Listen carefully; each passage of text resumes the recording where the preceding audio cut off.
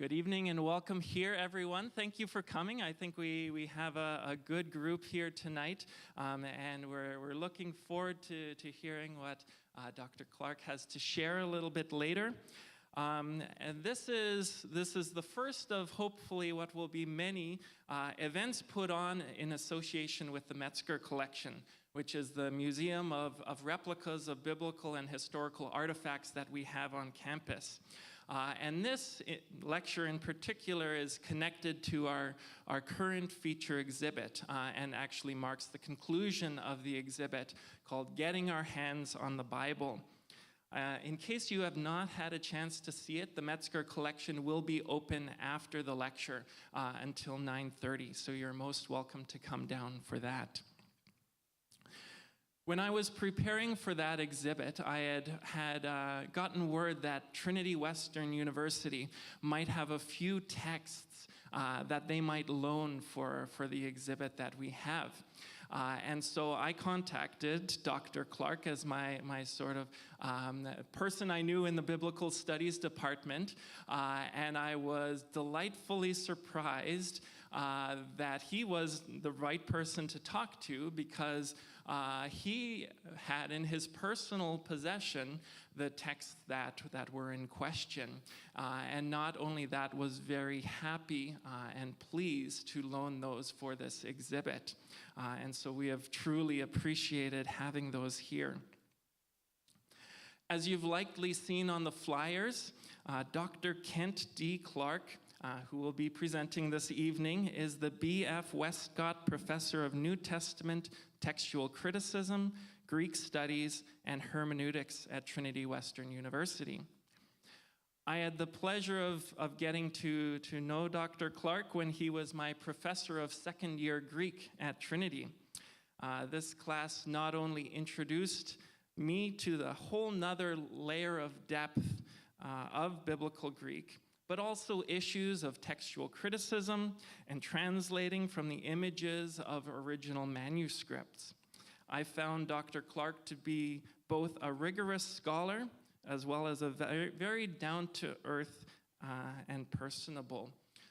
Probably actually the thing that I remember most vividly of that Greek class is him sharing about his brothers who were wrestlers.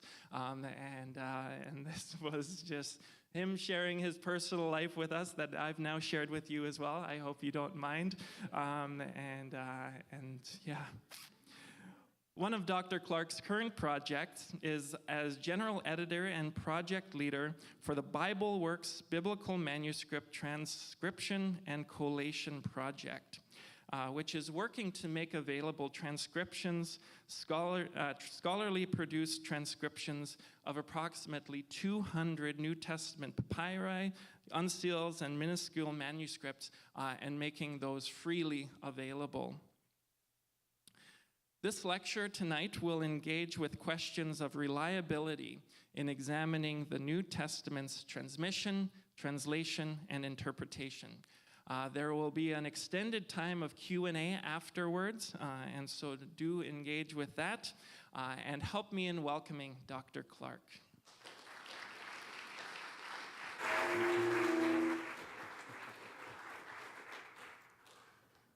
Well, let me repeat just again a genuine thank you for coming.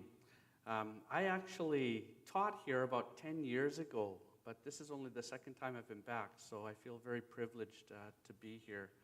And for those of you that have to come here tonight because you're great students, thank you.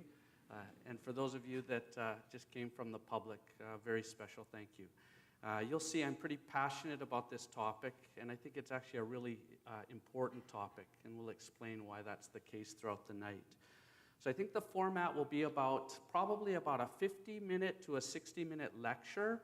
I know that sounds a little bit long, but I'll try and keep it dynamic and introduce lots of issues for you. If we go a little bit short, that's okay.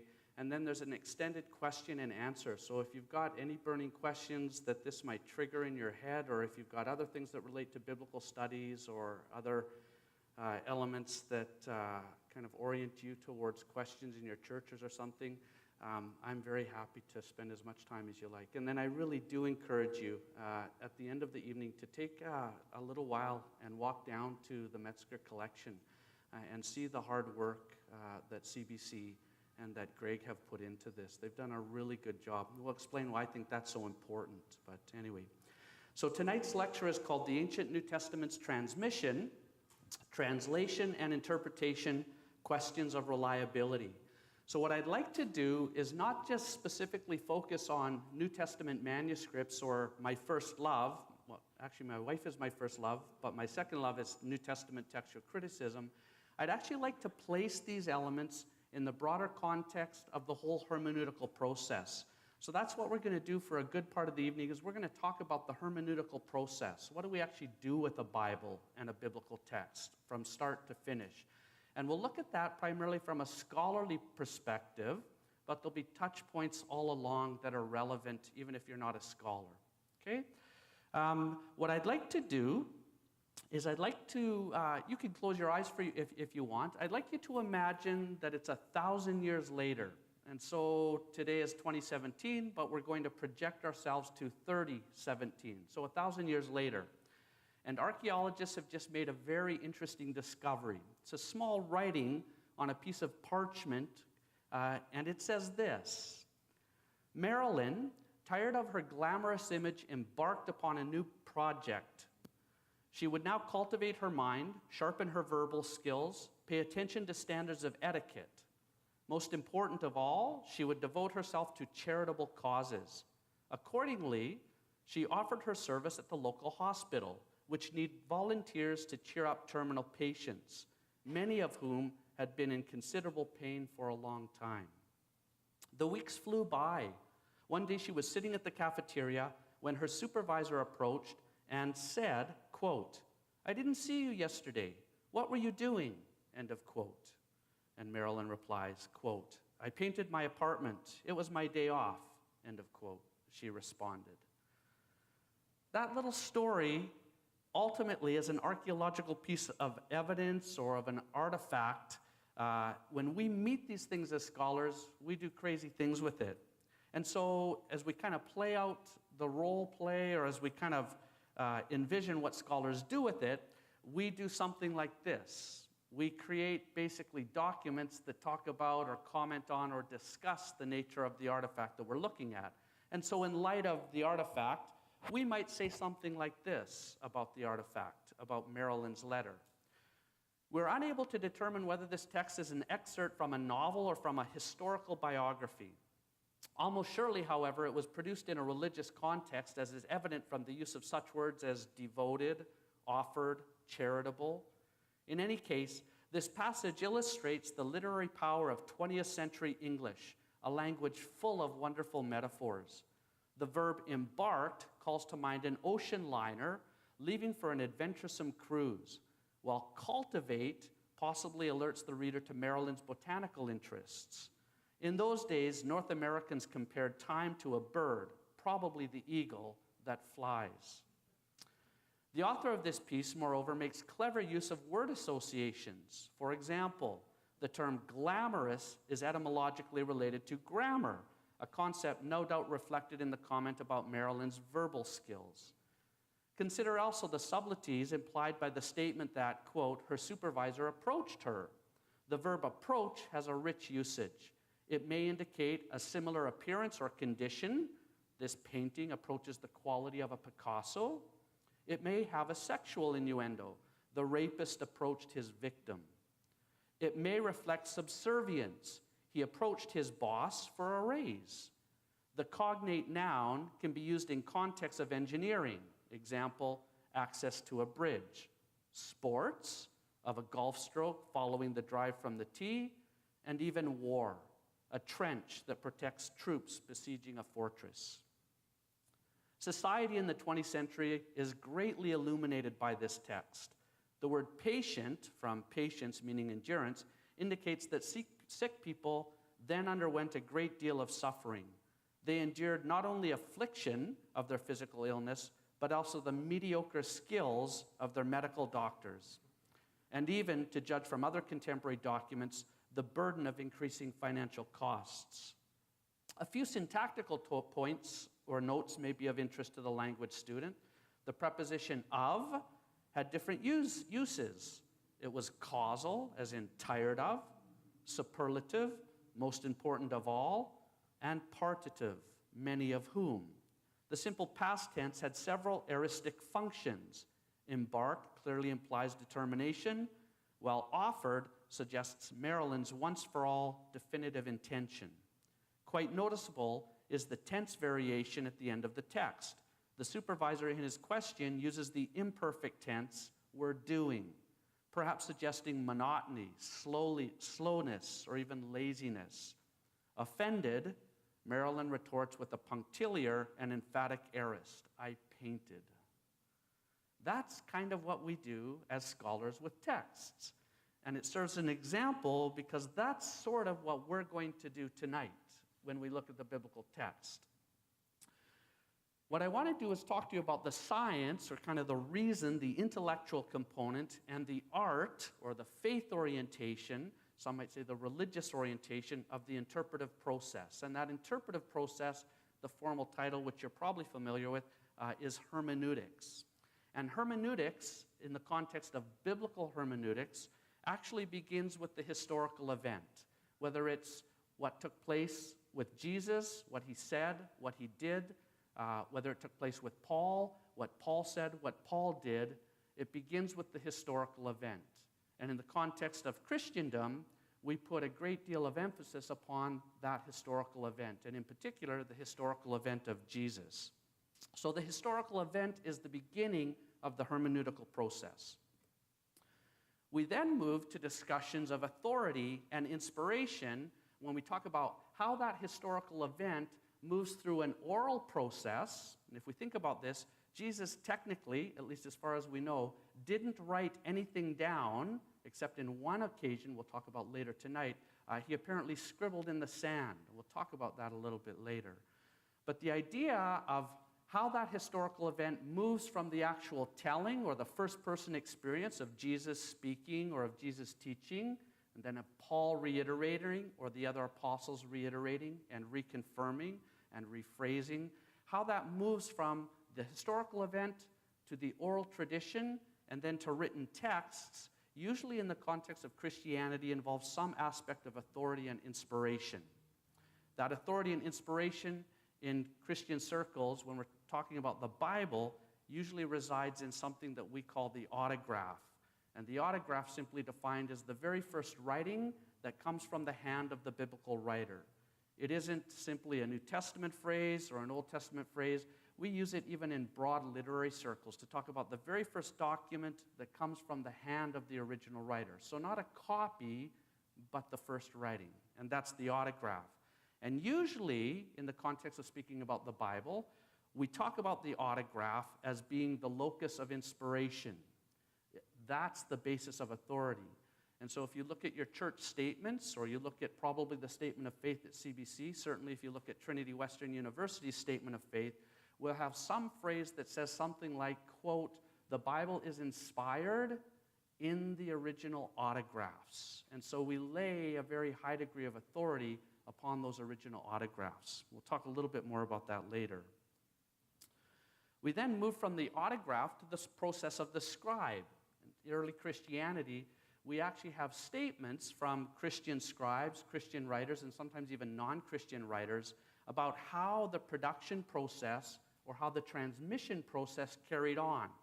And so over time, generally, the words of Jesus, the teachings of Jesus, moved from the oral tradition into a written form.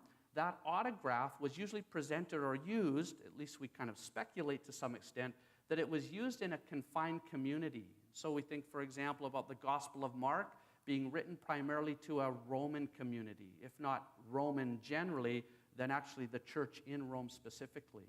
We think that the Gospel of John was probably written to a specific Johannine community.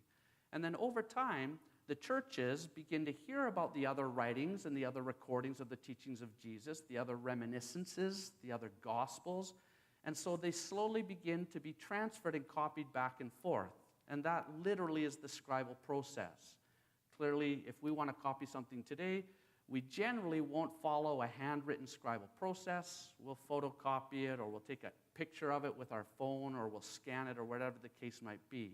In the ancient world, it was a painstaking process. You'd sit down and you'd write whatever you wanted copied. If you wanted to do it really fast, you could actually work in some contexts where an orator would read the text out and a group of scribes would write as it was orated to them. The biblical text transmission and copying leads to products like the picture there. That's actually the ending of Romans in P46, and that's actually a really important manuscript down in the Metzger Collection. I think there's an image of it. This is important because this is one of the earliest copies of the book of Romans we have, and it's dated to about 200 AD.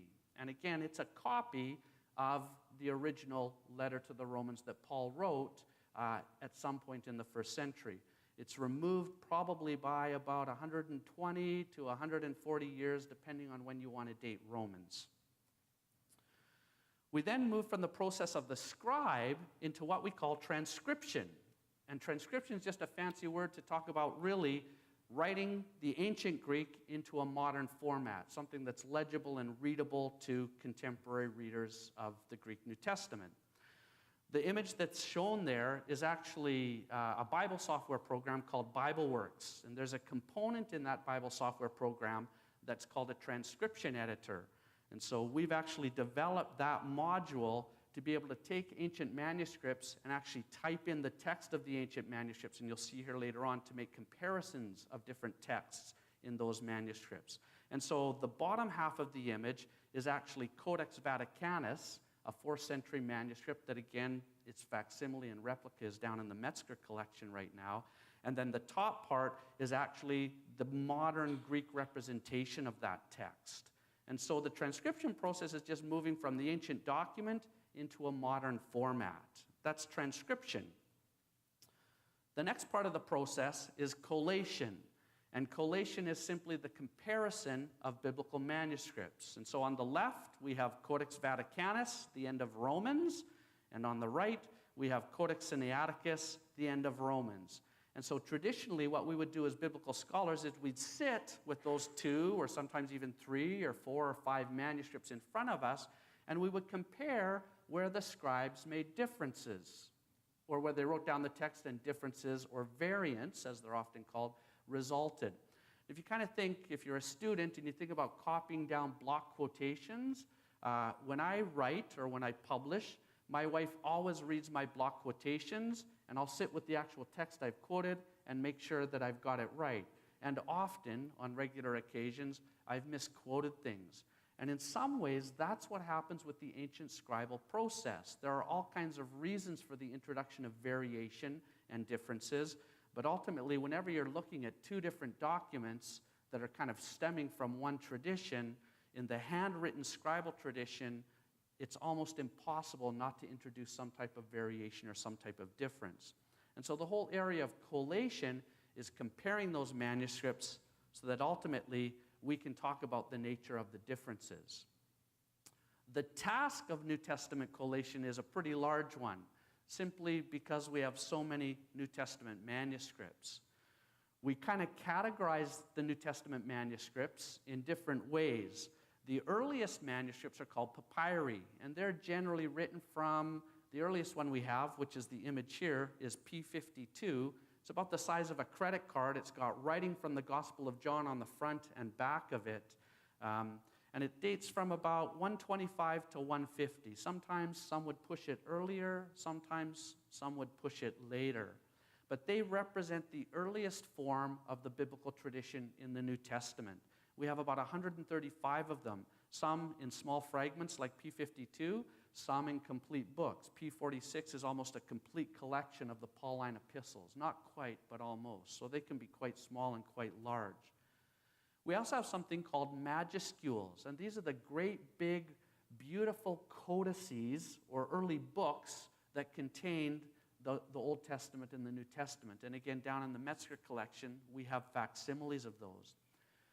Many of them are later. When we get into the majuscules, when we start seeing things in the 4th and 5th century, those are really early. So we have our first almost complete Bibles in the form of majuscules beginning in the 4th century. And then the papyri before that, they're kind of, they have lacunae, they lack completeness, but as I said earlier, there's some that are almost full, but our majuscules are the first full texts that we have of the Old Testament and New Testament. We also have something called minuscules, about almost 3,000 of them. A minuscule is a manuscript that dates post-9th century AD. In the uncials, you can always tell an uncial really clearly. So when you go downstairs and look at the manuscript facsimiles that are there, the uncials will have large Greek letters all written in a row, often in nice columns, but it looks very blocky. It looks like you're writing all in capitals. The minuscules are kind of like our English handwriting, where the letters are connected together. They're small case. They don't look anything like the uncial. And they come from post-9th century AD. Many scholars think that the minuscules began to be used simply as a matter of quickness. It was an easier way to copy and to reproduce a manuscript than taking all the time to separate each letter into an unsealed block format. We also have what are called lectionaries. And if you kind of think about the order of service or even your pastor's sermon or a homily, the lectionaries are kind of like that. They contain orders of service. They contain aspects of the liturgy if you're from a high church. And in those liturgies and in those sermons and homilies, obviously those that produced them quoted Scripture. And so we have literally thousands upon thousands of scriptural quotations in the lectionaries. All these so far are Greek, okay? The papyri, the majuscules, the minuscules, the lectionaries, all in Greek so far. We also have literally hundreds of thousands of church father or patristic quotations.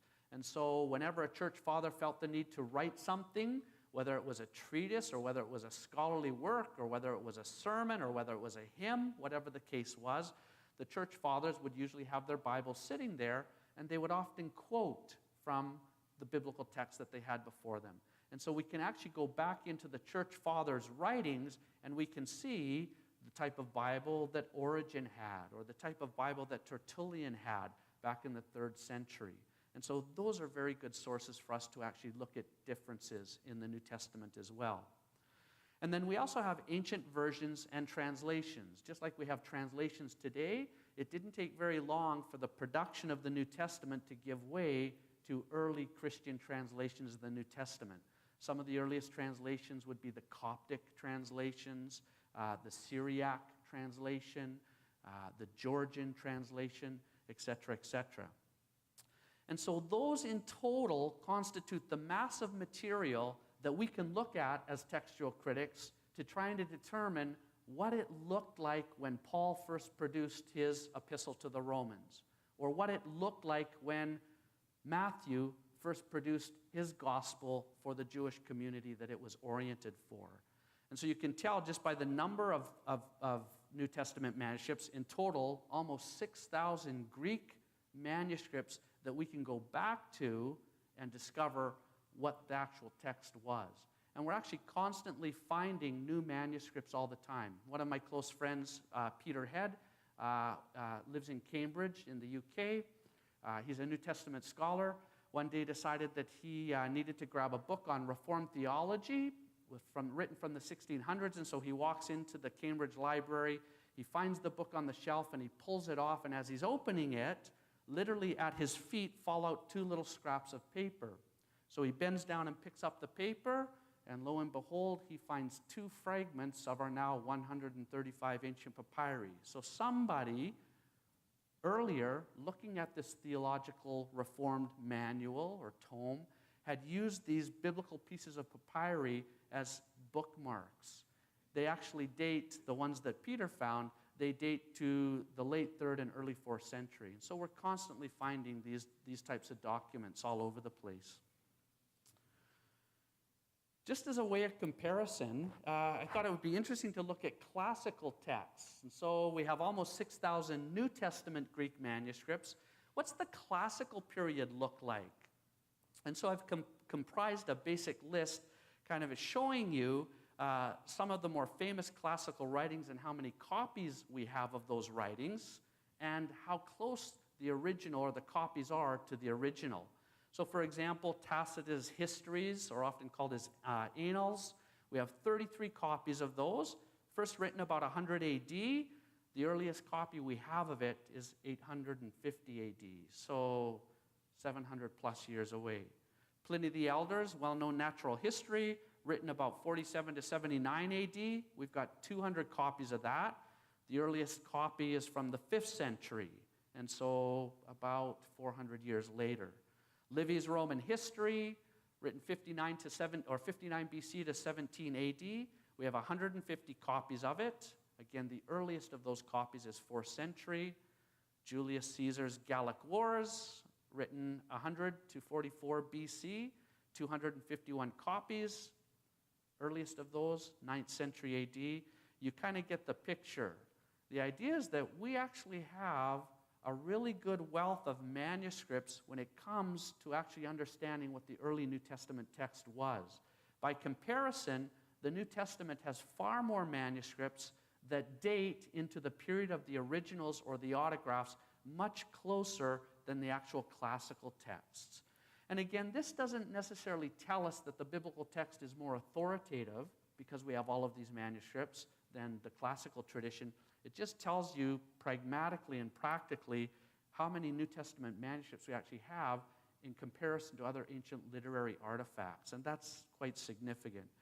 Some conservative Christians and textual critics will use this as a basis of authority. We'll say, well, see, we have more copies of the New Testament than we have of Tacitus' Histories, so the New Testament is more accurate. That might not necessarily be the case, and we'll talk a little bit more about that here shortly. When we actually make comparisons of all of these different manuscripts of the New Testament, as we already mentioned, those comparisons reveal differences. And so the image here again is the transcription editor in the BibleWorks program. The bottom image is still Codex Vaticanus, but the top image is a comparison of about 8 different manuscripts. And so in the BibleWorks program, I can actually select ancient biblical manuscripts. Many of them have the images that you can look at, so you can read it in the modern transcribed font, or you can actually look at the ancient image.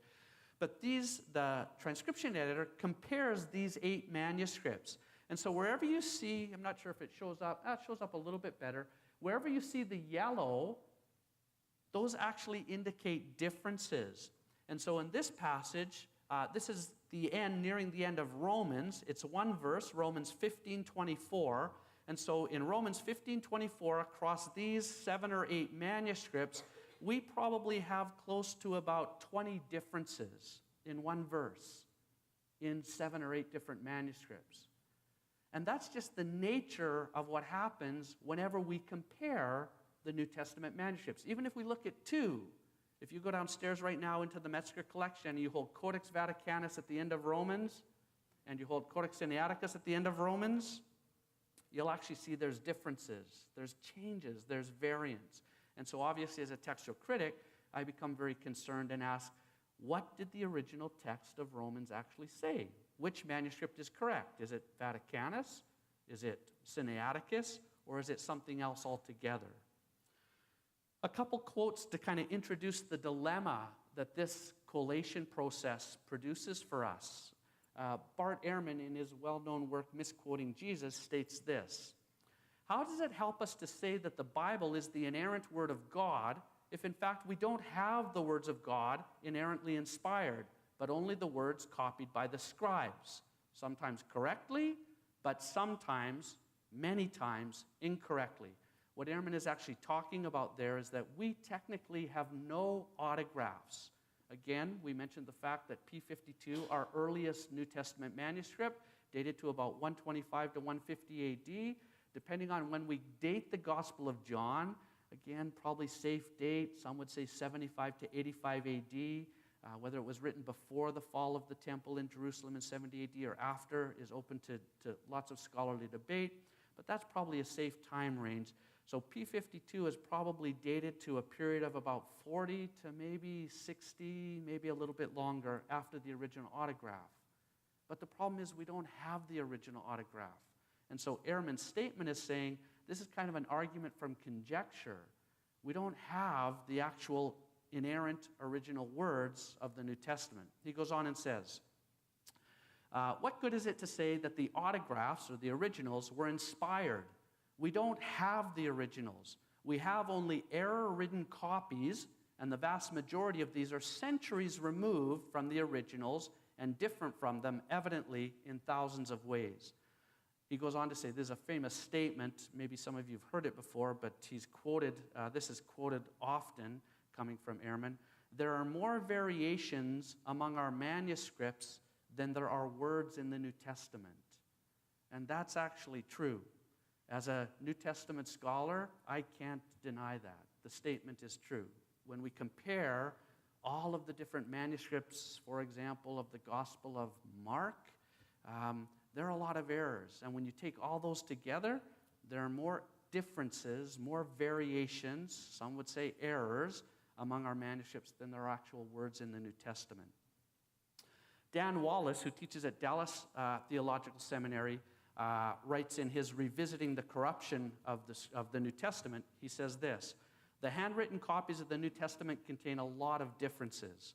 We're not sure exactly what the number is, but the best estimate is somewhere between 300,000 and 400,000 variants.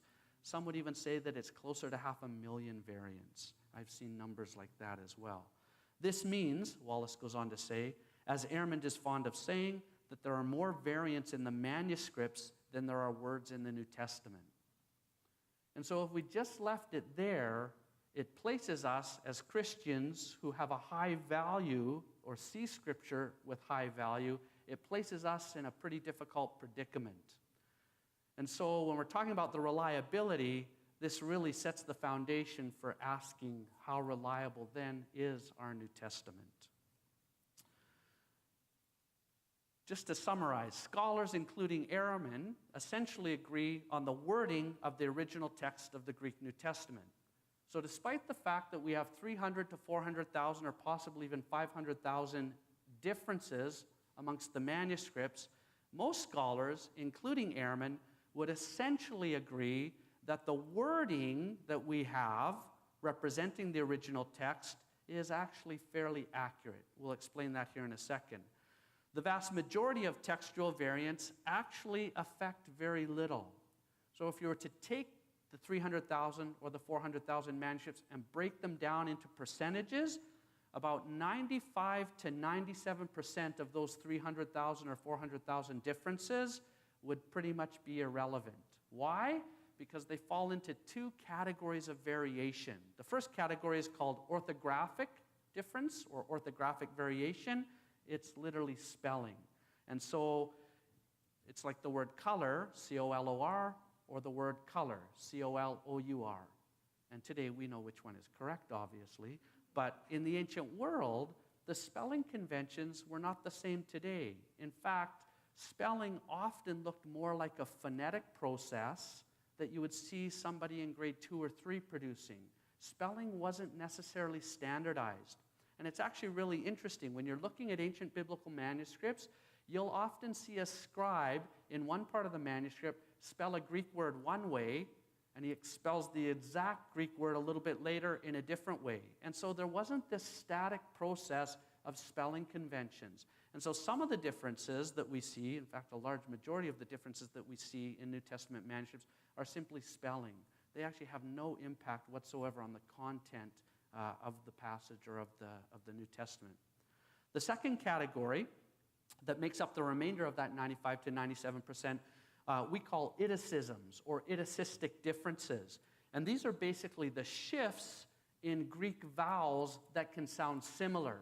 An English example that perhaps is more understandable to you is the word feet or the word feet. So if we're actually going through an oral scribal process, and in the text I want you to copy, I say feet, some of you might write F-E-A-T, some of you might write F-E-E-T. And again, it doesn't matter whether we're talking about something Herculean or a great event, or whether we're talking about something that we walk on. In the Greek text, some of those vowels will switch around. And so, for example, the eta often sounds like the Greek epsilon. And so those will switch places, and scribes will spell things sometimes with the eta, sometimes with the with the epsilon.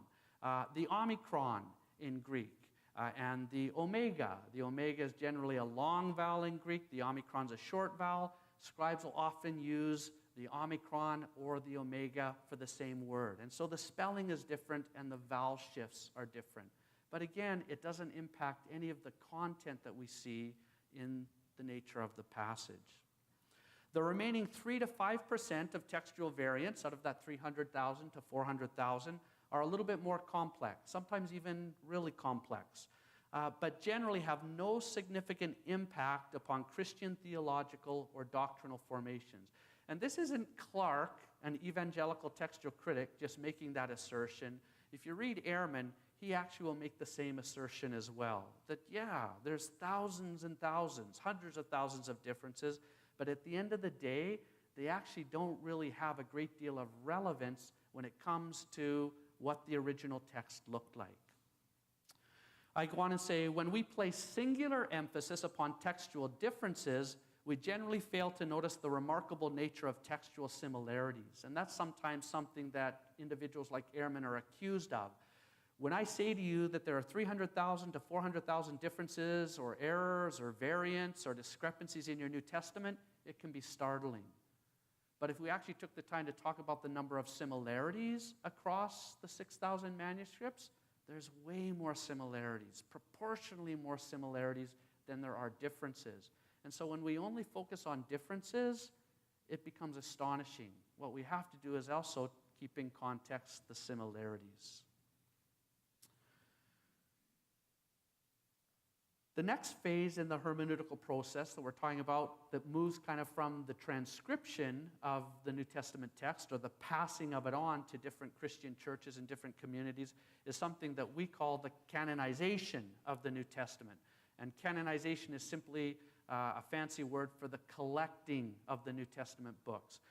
We won't spend tons of time in the formal lecture part talking about the canonization. How did the 27 books of the New Testament ultimately get collected? Sometimes we kind of think as evangelicals that, well, we can't actually explain the canonization process, but ultimately we kind of have this conception that God spoke, or that Jesus spoke, God spoke through Jesus, that a human author basically in some type of dictation process produces the New Testament, and it basically ends up on the preacher's pulpit. So I've even had students at times say, well, didn't God write the New Testament? And in essence, it just kind of came to be on the pulpit. That's actually not a very thoughtful understanding of how the New Testament books came to be collected together. Sometimes we think that it's this quality of inspiration that says what books go into the New Testament and what books stay out of the New Testament. And that isn't quite true either. In fact, we have other Christian writings that the early church fathers call inspired and considered inspired, but they're not in your 27-book collection of the New Testament. And so, for example, the first epistle of Clement is called inspired by Clement himself, but it isn't in your canonical New Testament. It's actually in some very early manuscripts, like Codex Alexandrinus. It's part of the scripture of the church that was using that particular codex in the 4th century, but ultimately it doesn't find its way into your New Testament collection. Inspiration is vitally important. We can talk about that as another issue, but ultimately canonization includes other criteria that the biblical books are measured up against that ultimately lead to their being included or excluded from the New Testament collection. And so this process of canonization is quite interesting and intriguing as well. Actually, one of my colleagues, Dr. Craig Allert, is a specialist in canon formation and has published and written on that, and he's sitting right there. So if you have any questions on canonization, you've got one of the specialists right there. So we move on kind of from the collection process to what the text looks like in its Greek form in modern scholarship. And so here, this is a critical Greek edition. It's a Greek Bible, and in fact, it's just a picture of this Greek Bible. And if you actually look at this Greek Bible, it is a representation of all of the thousands of textual decisions that we as text critical scholars make when we're trying to determine what the biblical text looked like. In fact, this Bible is actually, we don't have anything like it in the ancient world. So if you go looking for this Bible in the ancient world, we don't have it. This is what's called an eclectic text, and it's what scholars believe the very first New Testament looked like. And so what it does is it goes through all of those 6,000 manuscripts, and it makes determinations about wherever there's differences, what was the original reading. And so it's eclectic because scholars are picking and choosing what they think is the original reading. So the whole top half of the critical edition, that's your Bible. The whole bottom half, which is called a critical apparatus, that's explaining why scholars chose to put the particular text in the body of the Bible. And so this particular text is called the United Bible Society's Greek New Testament.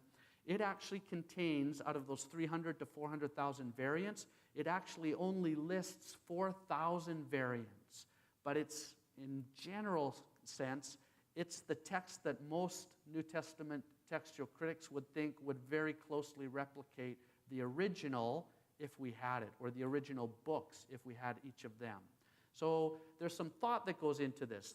The negative part is, as I mentioned, we actually don't have an ancient manuscript like this. Anything that was copied off of an original is going to have some type of changes made to it. This, scholars hope, is the pristine text. And if you think about this, this is important. Because when we talk about the Bible being inspired in the original autographs, this isn't inspired. This isn't an original autograph. But we hope as scholars, at least as conservative scholars, that this is a very close replica or a very close representation of what the original autographs would have looked like. We then go from producing critical editions in the hermeneutical process to producing commentaries. So much like we started with Marilyn's letter and the scholarly jargon that probably misrepresented a fair bit of that letter contextually, we often do that in the context of writing scholarly commentaries. And so the commentary is kind of one of the later phases of biblical scholarship where we're trying to explain, either for other scholars or for people who are not scholars, maybe for the church laity, we're trying to explain or give commentary on what the biblical text actually said. We then move from commentaries to the process of producing translations. And you can think of the myriad of translations that are being produced today. In fact, it's a growing number of translations worldwide being produced. Now, I always think this is kind of an interesting thing. In my classes at Trinity, I teach a New Testament intro class, and at times we'll have students read passages from the various translations that they have. And so I'll have a student read a passage from the NIV, I'll have a student read the same passage from the NASV, a student will read the passage again from something like the King James Version if we want to go back a little bit, and then I'll have somebody read it from the Message Bible or the Amplified Bible. And then I'll have one of my Mandarin students read it from their Mandarin translation, or my Korean student read it from a Korean translation, or a French translation, etc., etc., etc. And it always catches my English students off guard because we're so predisposed to thinking that our English translations are the preferred translations. And for us, obviously, in the English-speaking world, they are, but they're certainly not the preferred translation of the Greek New Testament text for those that don't speak English. And so the whole translation process, there's so much that could be said about that process. We'll look a little bit at translation here as we carry on. The translation over on the other side of the slide is actually called the Pashto. It's the Afghanistan translation of the New Testament. So we have all kinds of non-English translations. And then, of course, once we have our Bibles in whatever translation it is, which, as the Metzger Collection does a really good job of explaining, it isn't that long ago that the average Christian did not have access to a Bible. In fact, it's not that long ago that the Christian church didn't have access to a full Bible. And so we actually live in a remarkable period, in a remarkable age, where we have such easy access through all different technological avenues to individual and personal Bibles. We'll talk more about that as well. So when we have our Bibles, the next question is a question of interpretation. And in the Protestant world, that process of interpretation is sometimes likened to the process of sola scriptura, meaning ultimately that I sit down and I open my Bible and I read it and I draw out meaning from the text. That's actually interesting because in other traditions of Christianity, for example in Catholicism, you don't just sit down and read the Bible sola scriptura, you read the biblical text in the context of your tradition, because your tradition informs how you read the Bible and interpret the Bible, and the Bible reciprocates and informs your tradition. My background is Baptist, and so even in my Baptist church, as we'll see shortly, we actually read the Bible within the context of a tradition as well. And so really, to kind of come to the Bible kind of as a blank slate and kind of be completely objective and read it like you're reading it for the first time, that becomes a very difficult, if not impossible, process. But that's sort of what we attempt to do in many cases in the context of Protestant evangelicalism. The process of exegesis, the process of homiletics, all part of that process of interpretation. Exegesis means to understand the meaning or bring the meaning out of the text. Homiletics is to share, to preach that meaning. And then obviously, the process of application.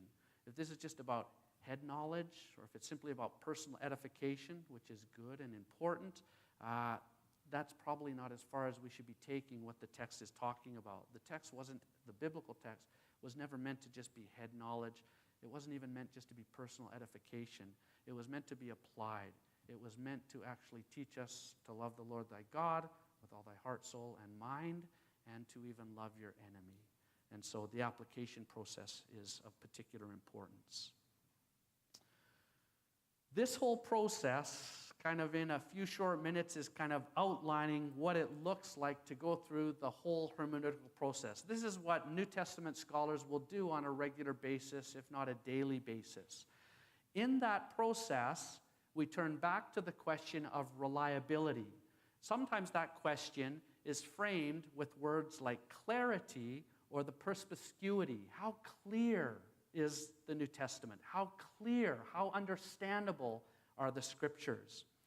And so again, talking about sola scriptura, we kind of think, well, the Scriptures are pretty clear. I just sit down with my NIV, I look at them, I read them, I make sense of it, it guides my life, it's easy.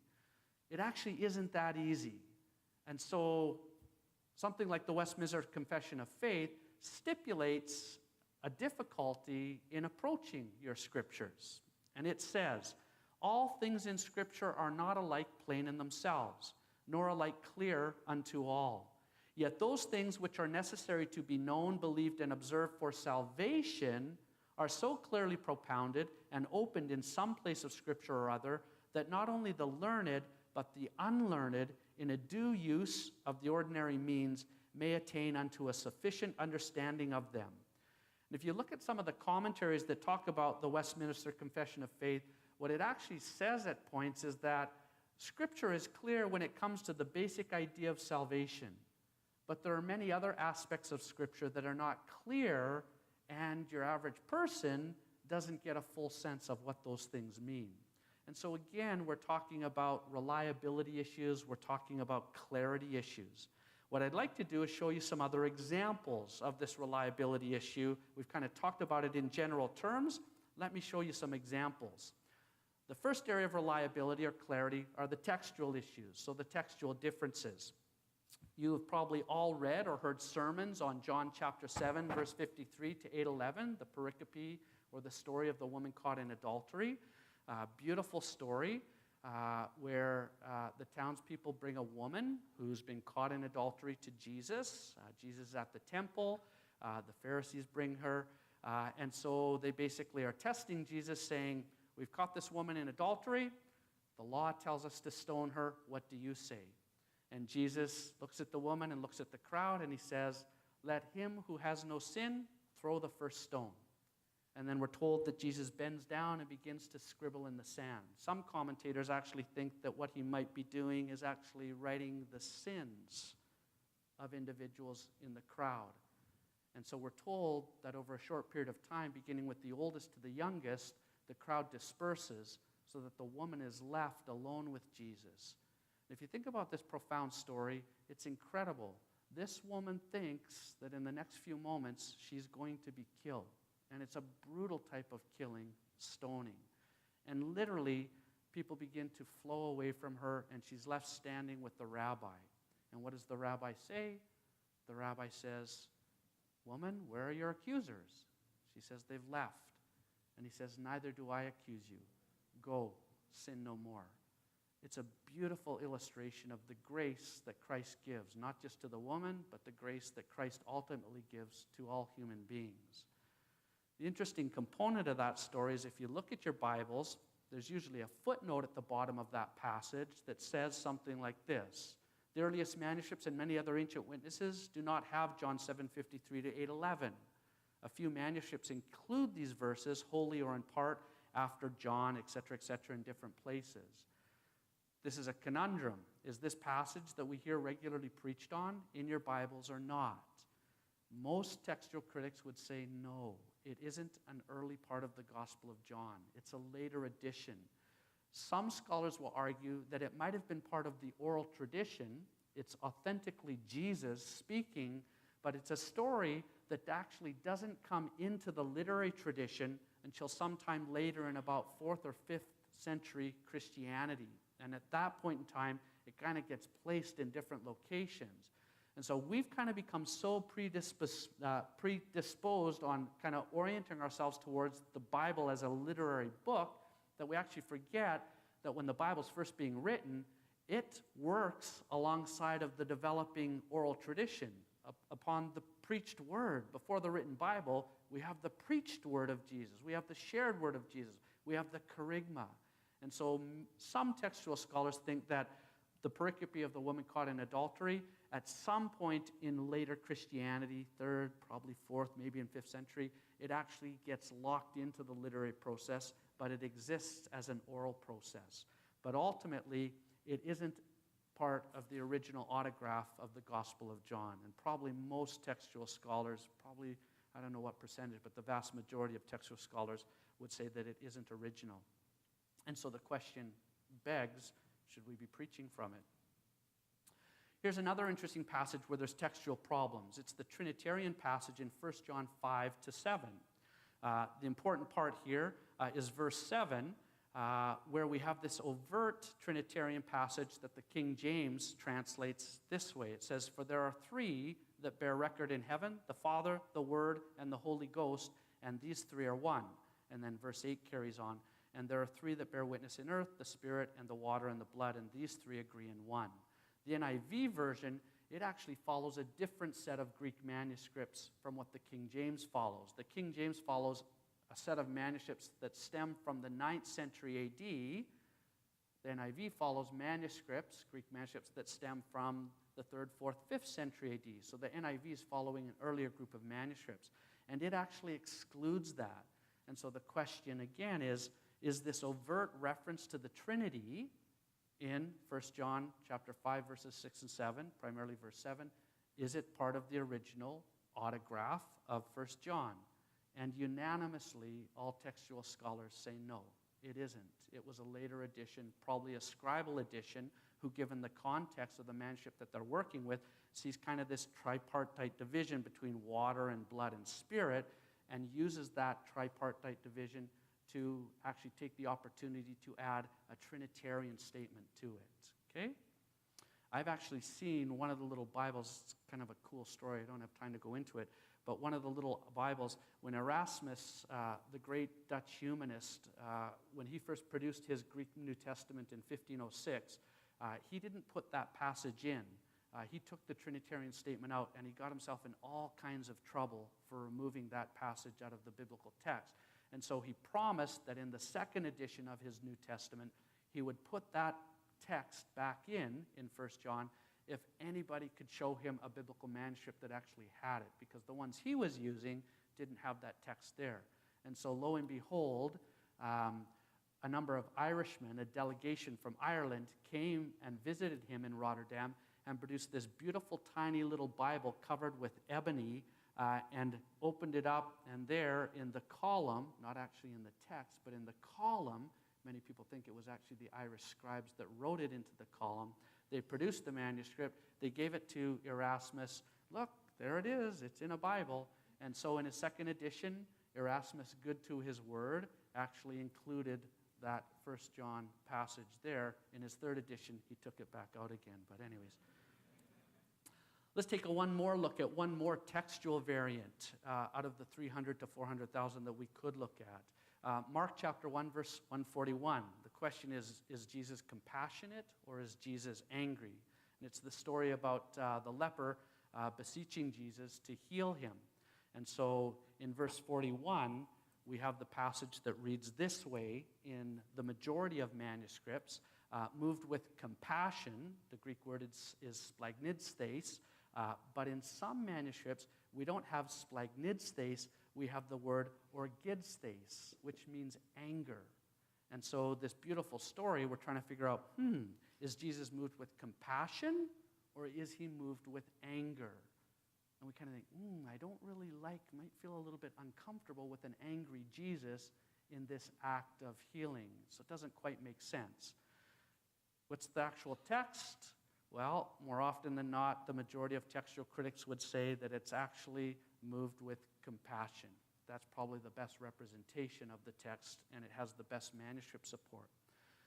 These three textual variants serve as good examples of the question of reliability.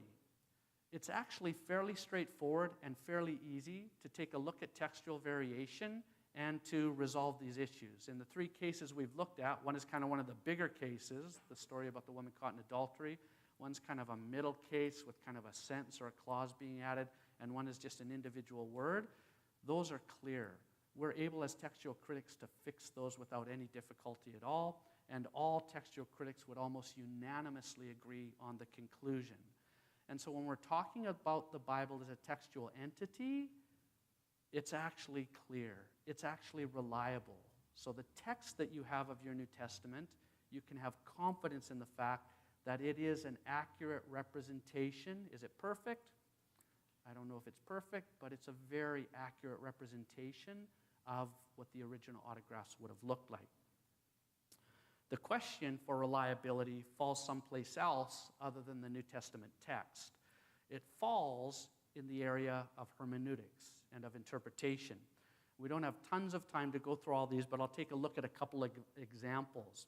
When we read, for example, about modes of baptism in the New Testament, so we read the passage in Mark 1, verses 9 to 11, about Jesus being baptized, or when we look at Acts chapter 8, verses 36 to 39, and we see about the Ethiopian eunuch and his baptism, what do we conclude? Well, I'm a good Baptist. The answer is obvious. When I read those texts, it's immersion.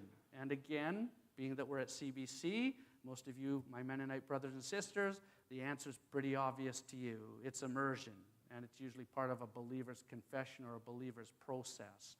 That's not always the case for other groups of Christians, whether they be Catholic, whether they be Anglican, whether they be Reformed brothers and sisters. And so we debate about some of these issues. It isn't clear.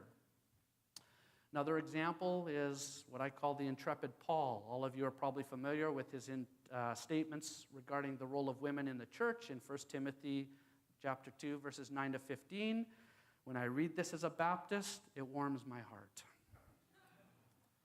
The answer is clear as a Baptist. It's pretty obvious. But I expect that even in this room, the answer isn't so clear to some here.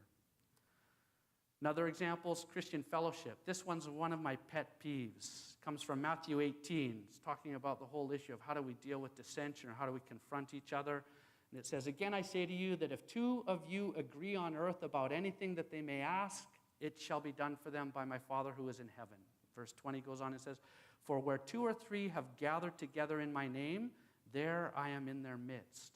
How many times have you heard that verse used and applied to some type of Christian gathering, some type of warm fellowship, some type of positive hospitality, even one or two, or maybe it's a large group of Christians? Interesting, when you read that passage, the actual context is very clear. The context is in the process of marking out sin, coming to a brother or sister in sin. And if your brother sins, go and reprove him in private. If he listens to you, you've won your brother. But if he has not listened to you, take one or two more with you, so that by the mouth of 2 or 3 witnesses, every fact may be confirmed, etc., etc., etc. So the context preceding the verse is about confronting sin. The context after the verse is still about the same thing. Then Peter came to him and said, Lord, how often shall my brother sin against me and I forgive him?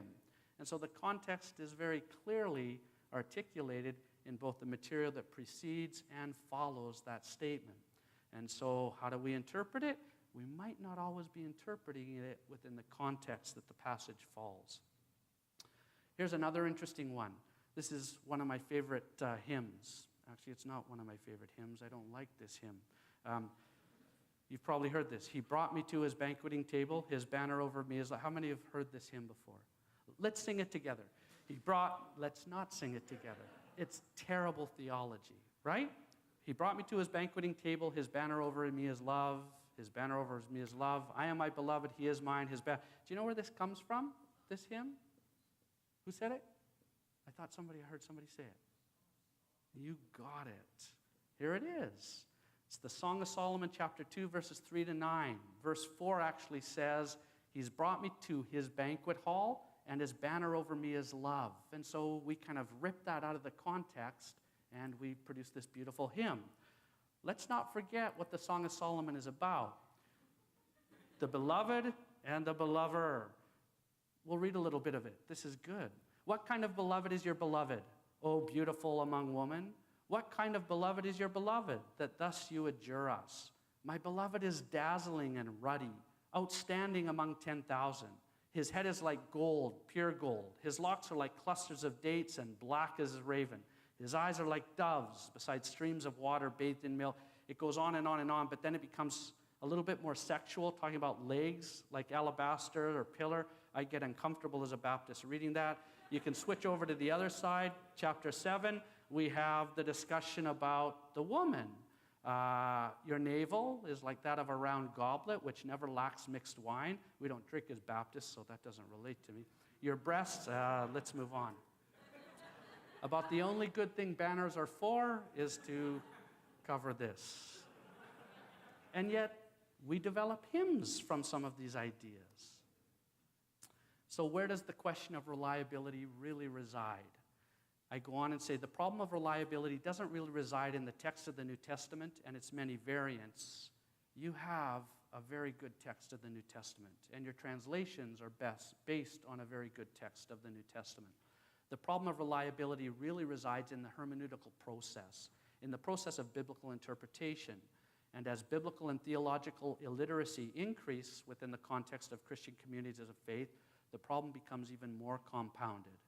And just in case you kind of doubt the growing nature of biblical and theological illiteracy, I've got a couple quotes. We won't go into this one. This is James Barr, the well-known Old Testament scholar, writing back in 1973 about the problem of the Bible's move away from the center of the church and about a growing illiteracy taking place, not in secular society, taking place in the church. And so already 50 years ago, we have scholars commenting upon the biblical text falling out of the centeredness of the church. This, however, you will be familiar with.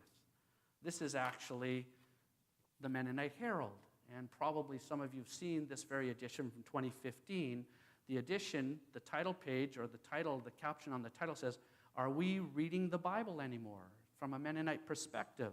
And so the quote in here from one of your Mennonite brethren, sisters, says this: in 2013, the Evangelical Fellowship of Canada sponsored a study on Bible engagement and found that among Canadian Christians, the percentage of those who read the Bible at least weekly fell from 27% in 1966 to 14% in 2013. If we consider just the evangelical population, some 50% say they read the Bible at least once a week. It's not bad, 50% once a week, with only 22% reading daily. More surprisingly, 36% of Canadian evangelicals say they seldom or never read the Bible. we could replicate these. In case you don't believe me, I brought in my computer bag a whole bunch of articles, scholarly and popular, that say the exact same thing. So there's a growing increase in biblical illiteracy. How do we deal with this? If you've never seen one of these before, it's kind of the family tree of Christian denominations. How do we understand how to make sense of these interpretations? And so it kind of just outlines the history of Christianity. And so the big question when we see something like that is, who has it right? Is it the Orthodox when it comes to interpretation, the hermeneutical process? Is it the Catholic? Is it the Anglicans? You'll note the Baptists, someplace there in the middle. Note the Anabaptists down there. You'll actually see that there's actually some connectedness between the Baptist tradition and the Anabaptist tradition. You actually are my brothers and sisters. But the question begs asking, who has it right? And once again, it's pretty straightforward. Who has it right? I'm obviously teasing. So again, the issue is not reliability of the text. The issue is how we approach the text for interpretive processes. And kind of by way, we're almost done, but not to kind of leave you in the lurch, there's all kinds of things we could talk about that help deal with that reliability issue, that help deal with kind of a growing illiteracy. We're actually sitting in an institution that is actually trying to deal with the growing illiteracy. I work at an institution that's trying to deal with the growing illiteracy. So it's not something that is without some type of resolution. There are things that we can do. But in general, when we're asking the question, who has it right, I think there's a really profound answer. And I think it has to do with what constitutes essential Christianity. I don't know how many of you know what this is. In Greek, the beginning phrase is pisteuo theon patera, pantakrotatora, poietein oranu kaiges. In English, it's the Christian creeds. I believe in God the Father Almighty, maker of heaven and earth, and in Jesus Christ, only begotten Son of the Lord, who was conceived by the Holy Ghost, born of the Virgin Mary, suffered under Pontius Pilate, etc., etc., etc. Sometimes we as Protestant evangelicals, we feel uncomfortable with this. We probably find this more in the context of Orthodoxy or Catholicism or maybe even Anglicanism. But the creeds are actually beautiful and they're part of your Protestant heritage.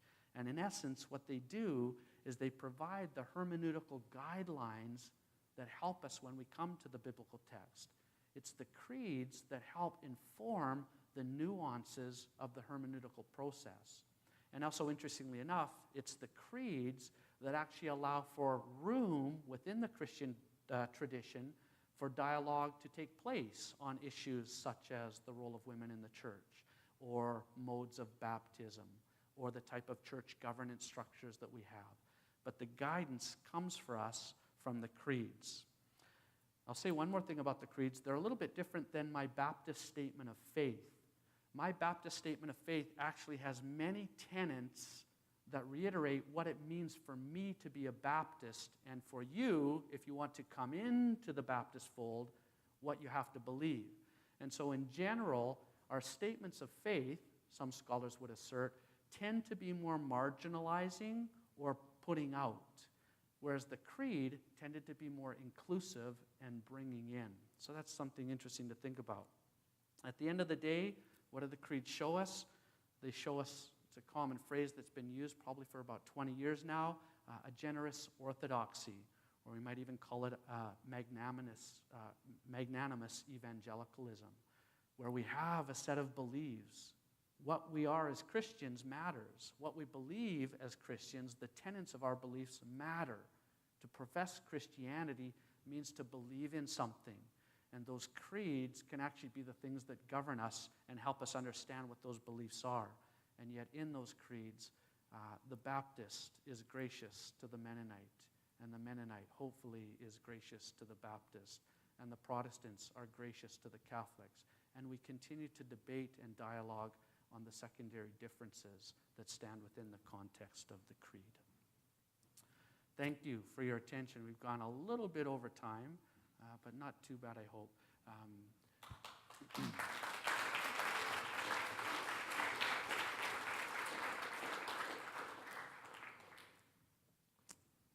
Thank you so much for sharing with us. And as was mentioned earlier, we do have quite a chunk of question and answer time right now. We can plan to go for 15 to 20 minutes, though if there's lots of questions, we can go beyond that, whether here or even down in the Metzger Collection. We can continue there as well. But I want to get us started with a question. And while we're doing this, think about what you would like to ask. And there are some mics at the front here that you can come to and ask your question. But I was wondering if you could comment a little bit on who the scribes and copyists and readers might have been in the early centuries. You mentioned about this. Today we take for granted accessibility to the Bible. I think we also take for granted literacy. And I've heard it argued to me one of the reasons why there's so many variances in the New Testament record is because literacy has quite a wide definition in the early years. It could mean anything from a person being able to sign their name to being part of a scribal or a professional scribe. And so I was wondering, where do the early Christian manuscript scribes, as well as the readers in church, where would they fit within that spectrum? That's a good question. The issue of literacy is really important in discussing the New Testament. When we have scribes copying texts, we have scribes that range in all different types of levels of literacy. And so we have scribes who are really well trained as professional scribes. And so when we're talking about New Testament texts, we talk about something called the Alexandrian tradition. There's a formal Alexandrian scribal school that teaches scribes how to copy texts. And so some of our best manuscripts of the New Testament come from the Alexandrian tradition and come from the Alexandrian scribal schools, or at least the Alexandrian scribal tradition. So these are well-trained, they're Greek grammarians, they know what they're doing. At the other end of the spectrum, we actually have scribes that don't know how to read Greek, but they're so desperate to have a small portion of the New Testament that they don't know how the Greek language works. They're literally copying the letters in Greek as forms, just like basically a 3 or a 4-year-old who's trying to mimic English writing basically reproduces the alphabet. And so we actually have biblical manuscripts that have that full range of scribal literacy, which is really interesting. You can tell very clearly which manuscripts are obviously coming from a professional scribal school and which ones are coming from a less literate scribe. But that just tells you how desperate the early church was to even have a fragment of the New Testament. We actually have in Christian grave sites in the catacombs, archaeologists have discovered even tiny little fragments of biblical texts, of New Testament texts, being written on small pieces of paper and rolled up into leather satchels like a necklace. They're just so desperate even to have a couple verses on their person. And so we really do not understand the great privilege we have today as Christians and of churches to actually have such easy access to the biblical text. As we talked about, that doesn't mean we're reading it anymore. Other questions? If you don't want to use the mic too, if you're intimidated, you don't have to. I can come down to you. Okay. So you said that you can compare and clearly fix some of the changes, like the compassion and anger. Yeah. I was just wondering, because that sounds hard to me, how that's something that's really easy, and is there some chance that you could be wrong because you're looking at so many manuscripts that say these two things? Yeah. How do you determine what it is, and is there like that possibility of like we could be wrong? And let me make the problem even greater in regard to your question. Sometimes Clarke is looking at a manuscript passage that won't just have 2 options. Sometimes it might have 12 options that are independent, different options. And so you've got a whole lot more evidence to weigh. So in a nutshell, the way that scholars do this is we take a look at something called external evidence and internal evidence. External evidence has to do with the date of the manuscripts. So usually we think that those manuscripts that go back closer to the time of the autograph, logically, they're probably going to have less scribal mistakes in them because they're closer to the tradition. If a manuscript's been copied once or twice, it's probably going to be more reliable. If a manuscript comes from a tradition of copying that's taken place half a dozen times or more, it's going to actually have more imperfections in it. And so we can actually read manuscripts and we can actually see fairly clearly the level of mistakes or the level of variance that are in different manuscripts. It's not too hard to see. What we also do is, now that we've got all of these manuscripts, we actually build lines back to the original. And so we've got enough manuscripts from the later period of Christendom and the early period of Christendom that we can actually see the types of changes and differences that take place. And so we know that, for example, the story of the woman caught in adultery, we don't see that in the manuscript tradition until the 4th or 5th century. Any manuscript before that doesn't have it. And so that falls into a 4th, 5th century variant. And so it's pretty easy to actually get back to the 2nd century and to see a fairly pristine text by looking at the date of the manuscript that it's in, what quality the manuscript is the scribe a good scribe or a poor scribe? That's external evidence. Internal evidence looks at things like, generally speaking, the shorter reading will generally be more preferred. Why? Well, because scribes almost always had a tendency to expand the text. They would comment on it. The text would grow in their hands rather than shorten. It's not always the case. Sometimes a scribe would mistakenly shorten a text, but generally they would grow. We also look at Greek grammar. Sometimes the word that's there doesn't actually fit the grammatical context, and so sometimes a plural is accidentally changed to a singular, or vice versa. Sometimes we have a feminine gendered pronoun where it should be a masculine gender pronoun, and so context helps us fix those. On the majority of the scribal differences, 95 to 97%, where there's spelling conventions, technically to say C-O-L-O-R is right, that's kind of a little bit arrogant. Some would say C-O-L-O-U-R is right. So in that one, there could actually be two forms of text. We're pretty good at deciding what the original actually looked like, but the spelling convention actually doesn't have any issue whatsoever. Whether I spell color one way or the other, it's irrelevant. I guess technically, there could be some doubt of whether it's color this way or color that way, but at the end of the day, even there, we're still really good at making a determination that, well, in Palestine at this time, this seems to be the more normative or the more common spelling of it. Could we be wrong? Yeah, absolutely. We're not perfect, and so I would say that probably in that 3 to 5% of textual variants that are more complex, we maybe not have got all those right. But again, none of those 3 to 5% variants, they don't impact any Christian doctrine. Here's the example. We looked at the Trinitarian passage in 1 John 5. If we take that out, as it should be, it's not part of the original tradition. If we take that out, the Trinity isn't impacted. We still have other statements, more implicit rather than explicit, like 1 John 5, but we still have the Trinitarian tradition implicitly stated throughout the Bible. Not only that, we actually have the Trinitarian view clearly explained, commented on, elaborated on within the church fathers in their early Christian writings. So we don't lose the concept of the Trinity because one passage was added later. Does that make sense? Does that help? Yeah? Okay. If I haven't answered a question, don't feel afraid to push back. As someone who works regularly with the Greek texts, what Awesome. do you look May your tribe increase. what do you look for in an English translation, and what do you recommend? In Yeah, an that's English a good question. translation?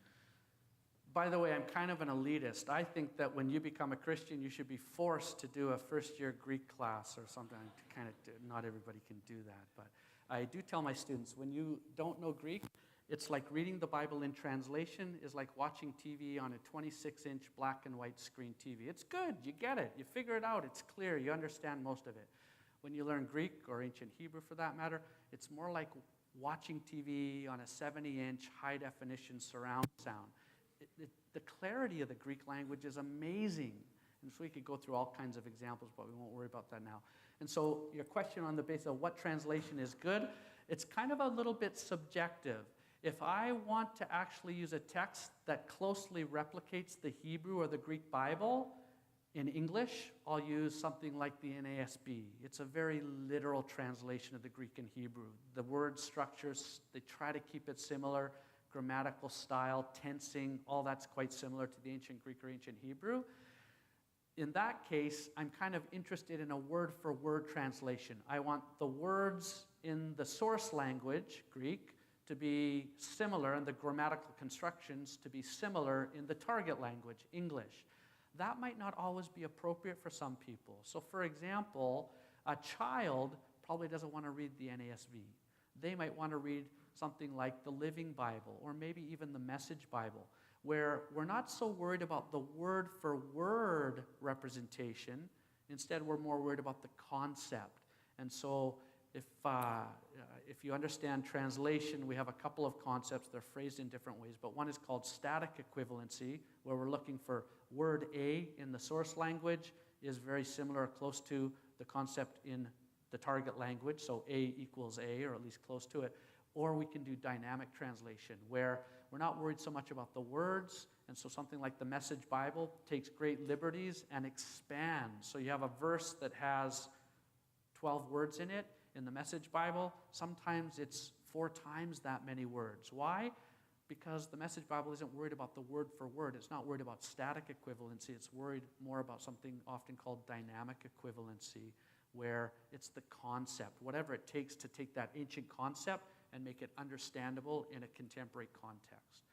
So really, which one is better? It kind of depends what you're doing and what you're using it for. I've seen some really, really interesting translations. I don't know if any of you have seen what was kind of affectionately called the Ghetto Bible.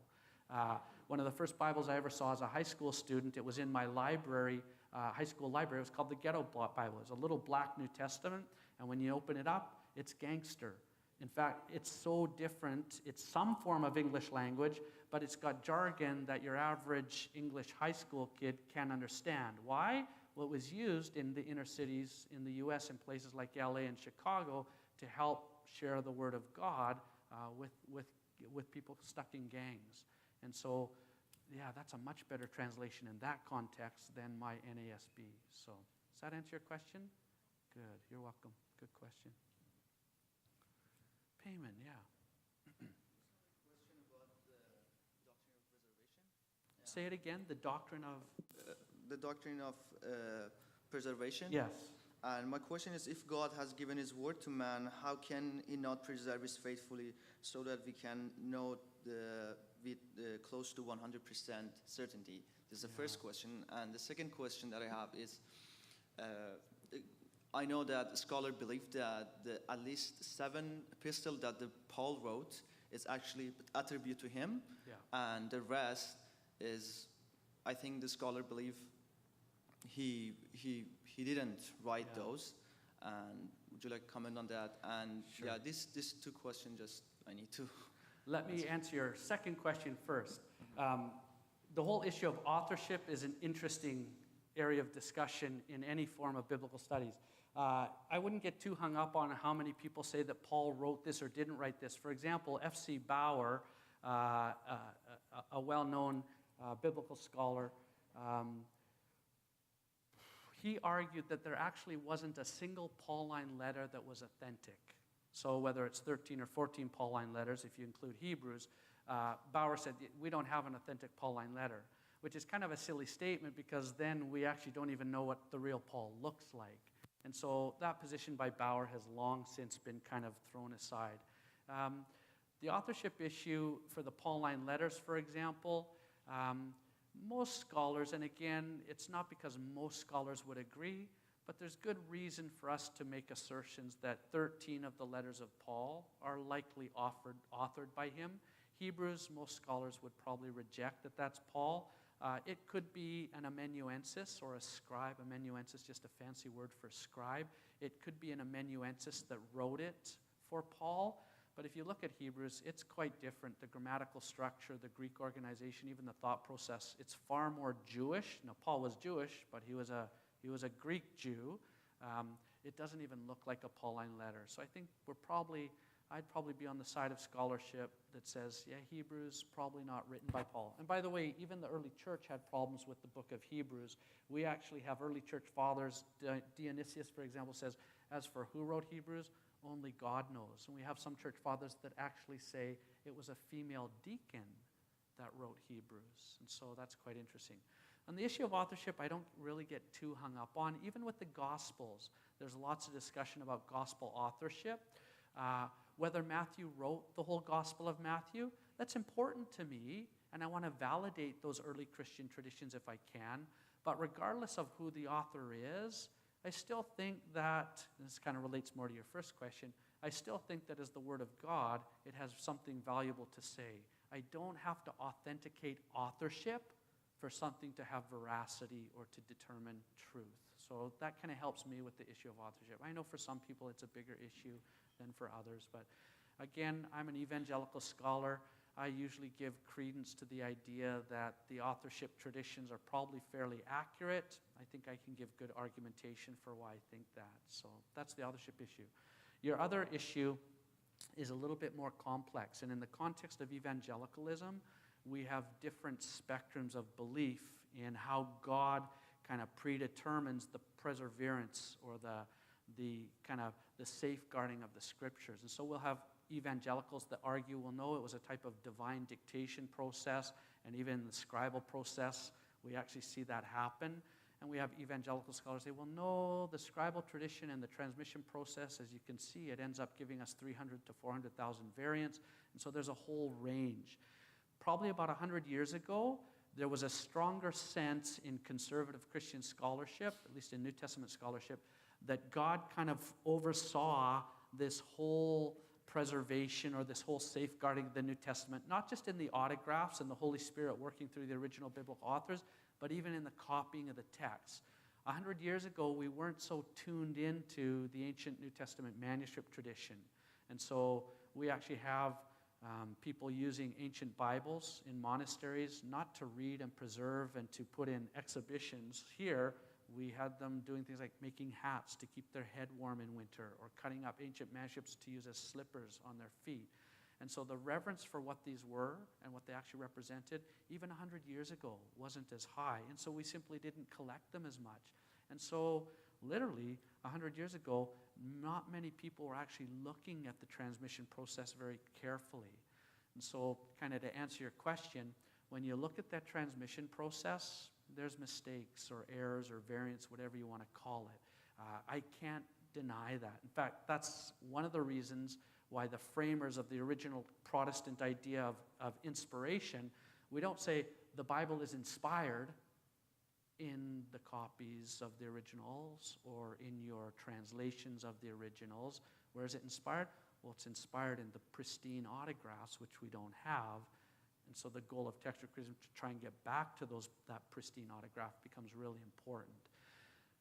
That doesn't scare me too much, the transmission process. Again, tonight I'm trying to get across to you the point that it's pretty easy to go back and reconstruct the original text. Literally, 95% of the time, the decision's pretty clear and straightforward. Is it reliable? It's reliable. It's probably more reliable than any other literary process that we have, simply by the number of manuscripts, the wealth of manuscripts, and so. Does that answer your question?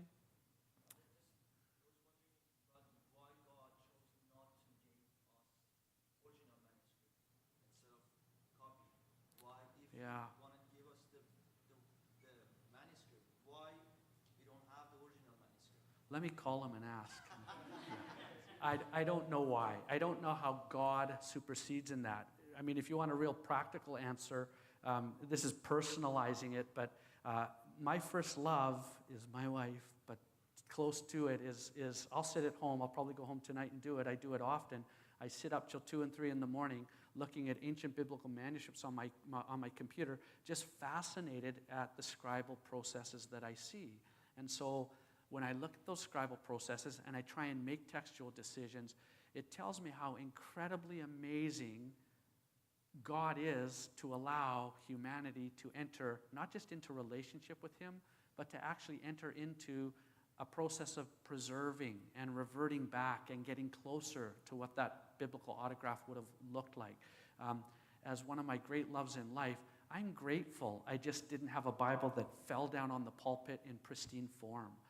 And even if we did, payment, we'd still have the problem of interpretation. If we actually had the perfect inspired autograph in front of us, you'd interpret it one way and I'd interpret it the other way. I'm confident of that.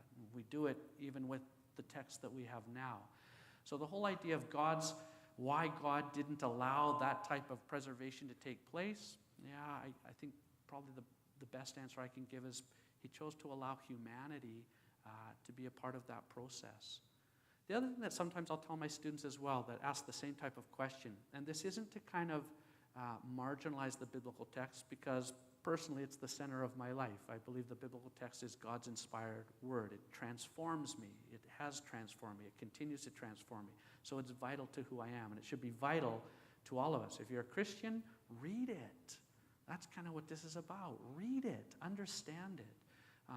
But at the end of the day, remember that even in all these questions, I would still assert that the things that Jesus taught and said and did, he actually taught and said and did in the historical context. Sometimes we as evangelicals in North America, we've been accused by our Christian brothers and sisters in places like the UK or Western Europe of being bibliolaters, meaning that what we do is we actually worship the Bible more than the actual Jesus who did the things the Bible records. And I don't say that to marginalize the importance of the Bible. I'm just trying to draw out the fact that the biblical text is a close connection to the Jesus of Nazareth, Jesus the Christ, who actually walked the earth and said and did the things that the Bible records. And I find comfort in that was an actual historical person who did the things that he said and performed the things that he performed.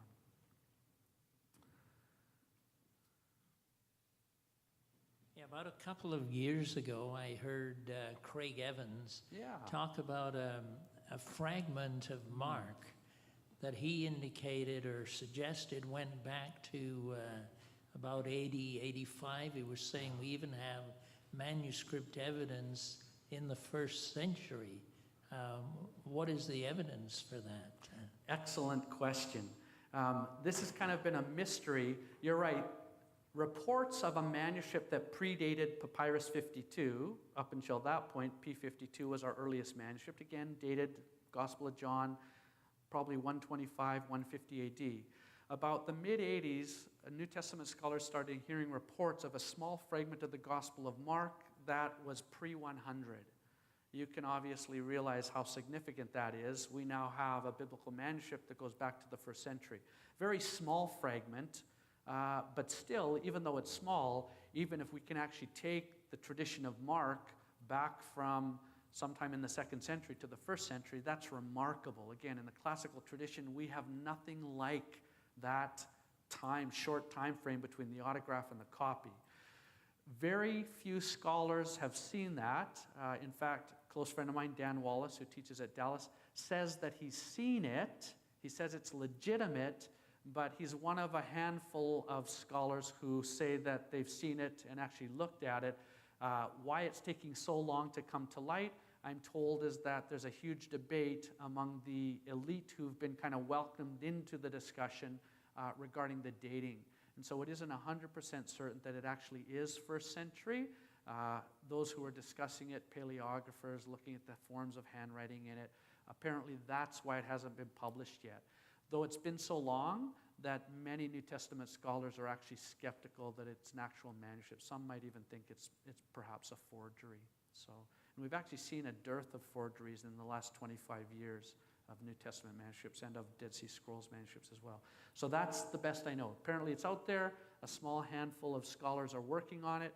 It hasn't been published yet because the dating can't be confirmed. Good question. It's fascinating. We are always finding these manuscripts constantly. I think we'll just do one more question, and then we'll call it at that. Yeah, I think one thing that perhaps we haven't addressed yet is this whole question of contradictions within the text itself. And one question I have is with respect to the Gospels, if you look at the Lucan account and the Matthean account Yep.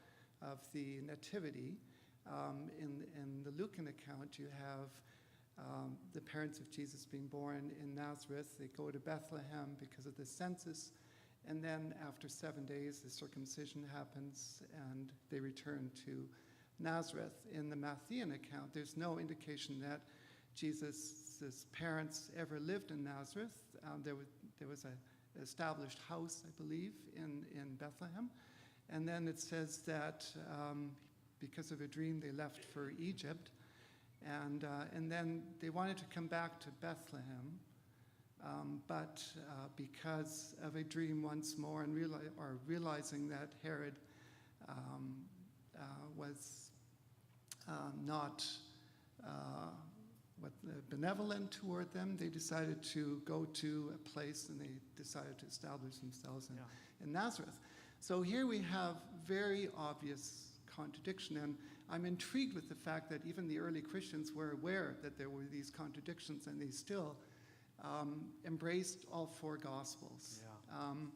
And they must have seen some merit.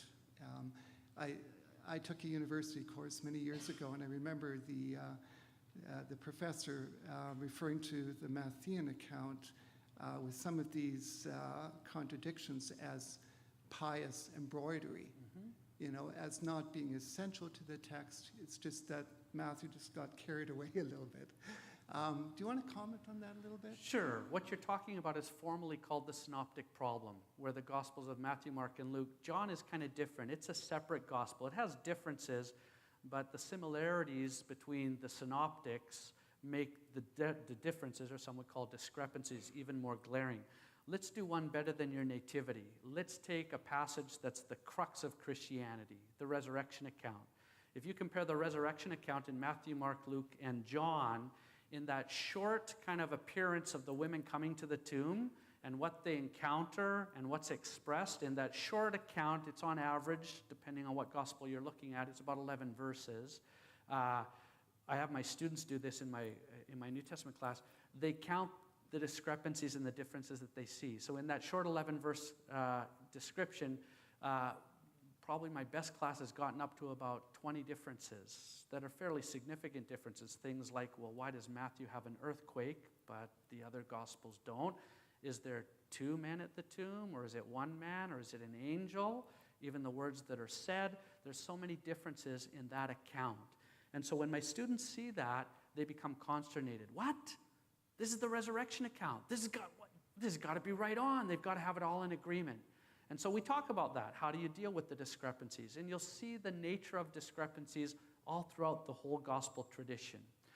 I think there's actually really good answers to dealing with those discrepancies. By the way, this was a problem, a perceived problem in the early church. An individual named Tatian, when he's actually looking at the biblical text, he produces something called the diatessaron through the four. He takes all four Gospels, we generally think based on the Gospel of Luke, and he builds one long, perfect Gospel that's completely harmonized. It has no differences, it has none of the discrepancies, it's all this perfect Gospel that's been worked out. That becomes a very popular Gospel in parts of Christianity, particularly in Syrian Christianity in the 3rd century. But you're totally correct. As the canonization process proceeds, the church doesn't adopt the diatessaron of Tatian, it adopts the four Gospels with all the differences. In a really short answer, how do you deal with those differences? I think that the nature of any historical writing includes discrepancy. If you read multiple attestation accounts of virtually any event, you're going to find differences. And so, again, if we focus on the differences, they can become really consternating. In the case of the resurrection account, there's differences. Those differences are often tied to the theological nuances each author wants to get across in the gospel they're writing. So the earthquake in Matthew, for example, if you read Gospel of Matthew, the whole gospel's filled with these natural occurrences that attest to the messiahship, the lordship, the royal priesthood of Jesus Christ. And so, yeah, the earthquake, even nature calls out and moans at the context of the resurrection. It seems kind of obvious. The other Gospels don't have that. They're not quite as interested in the nature of the natural world and how it responds in the context of Jesus. And so we can see theological orientations for the biblical authors that actually lead them to write things in different ways. A really common example that I've heard used is in the nature of multiple reports of a single accident. And so depending on your background, depending on what you actually saw, how close you were, depending on all kinds of different things, when we see accident reports, and my wife actually works for ICBC, and so we've talked about this, there's actually a level of difference that's allowed. In fact, that level of difference in the case of criminal reporting of accidents, police want to see that. Why? Because if they're identical, collusion, collaboration. And so the differences actually attest to the individuality of the gospel accounts.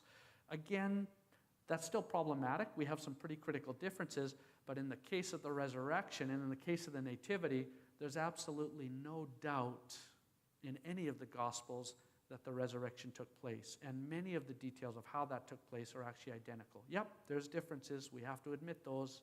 When we read it, we admit it. I think one of our problems as Christians is we try to hide that stuff, particularly in conservative evangelicalism. Don't hide it. Let's deal with it. Let's talk about it. It's okay. So that's probably a quick answer. I just think it's the nature of any, and I've actually done this. I love World War I aviation. I'm actually a pacifist, even as a Baptist, remarkable. But I love World War I aviation. When you read the discussions of certain battles that took place over the Somme, one of my favorites is the whole discussion about Manfred von Richthofen and how he was finally killed. Was it by an Australian gunner, or was it by a Canadian fighter pilot named Billy Bishop? And when you read the many accounts of how that took place in the investigations that took place, it's remarkable the differences in that historical account. Sometimes you shake your head, how could they get this so different? At the end of the day, the Red Baron was shot down. Who did it? Well, we actually still don't know, but we need to look at the similarities as well as the differences. And we can't deny the differences. We have to deal with them. And there are often very good answers in dealing with the differences. Thank you. Good question. Thank you all very much. I'm going to end up going down to the Metzger Collection as well, so I hope many will do that. Please join me in thanking Dr. Clarke. You're welcome. Thank you.